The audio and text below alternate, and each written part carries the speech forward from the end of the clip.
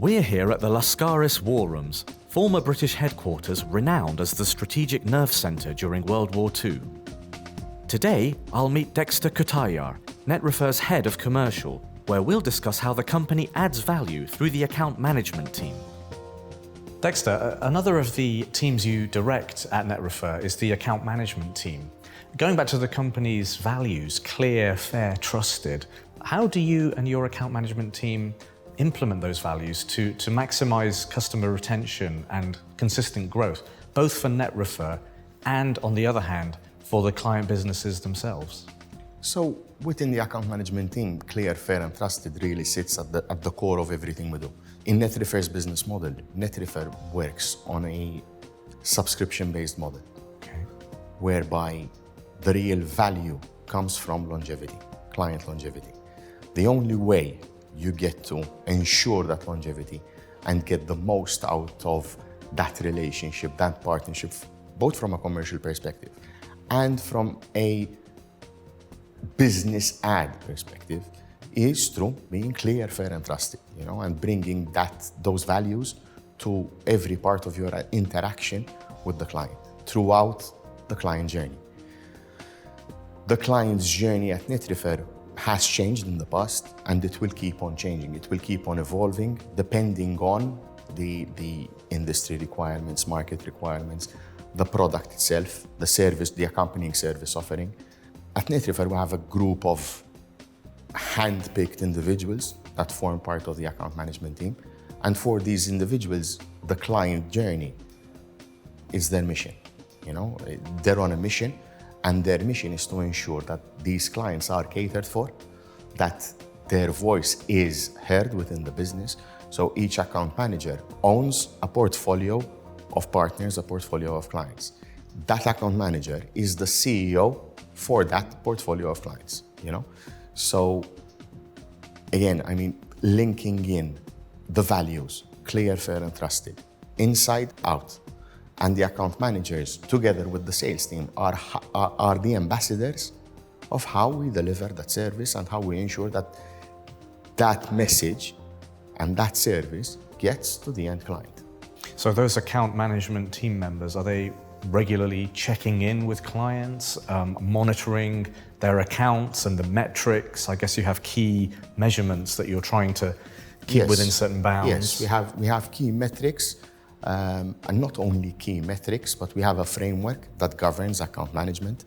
So whilst we give free rein to our account managers because they need to have that free rein in order to manage and interact with their client portfolio, they are also at the same time very strictly measure themselves within the account management framework in order to ensure that each and every partner on that list is duly catered for.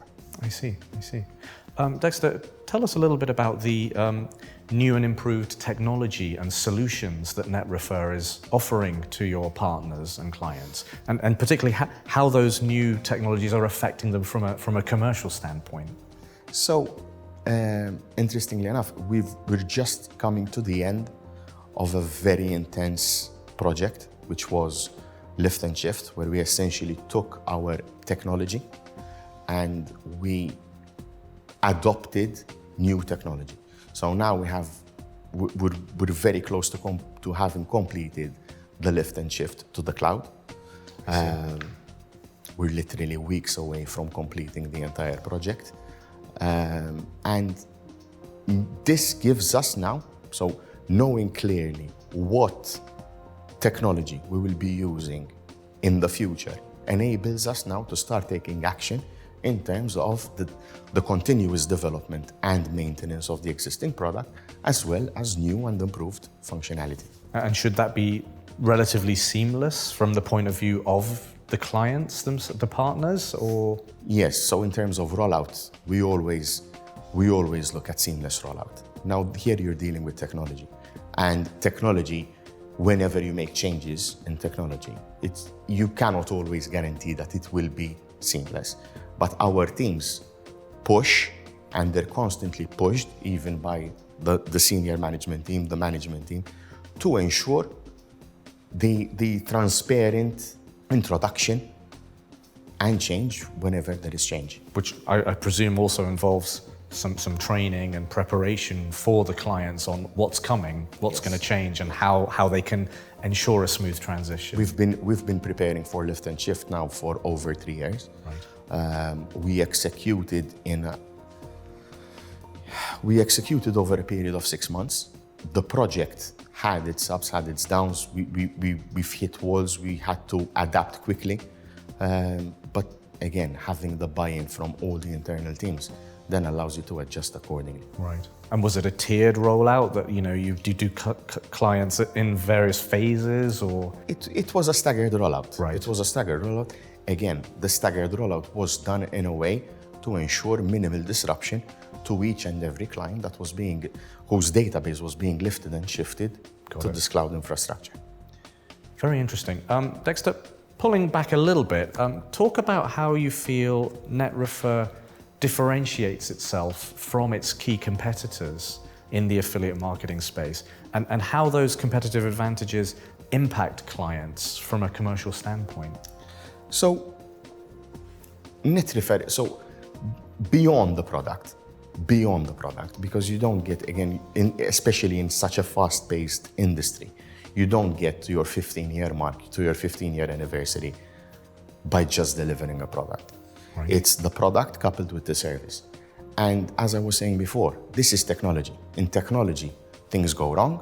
You have your ups, you have your downs. And what I feel is the key to NetRefer's success is that when things go wrong, you know that you have a team of individuals that are there, ready to help, Right. And that's key, and that's what we want to keep building on.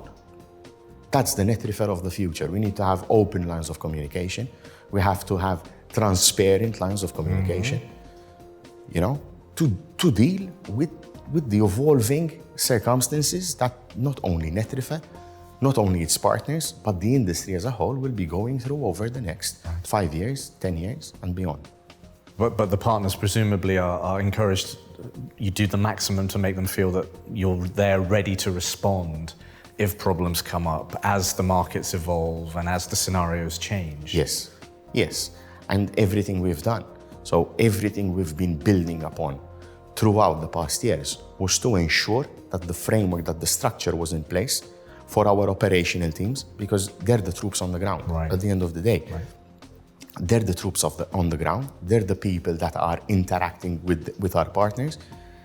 They need to be equipped in order to deal with whatever circumstances come up. I understand. Yeah, great. Well, thank you very much for these insights. Very interesting, Dexter. Thank you. Stay connected for part 3 of 3 next week, when we'll talk about the company's next step of entering exciting new and emerging markets and regions.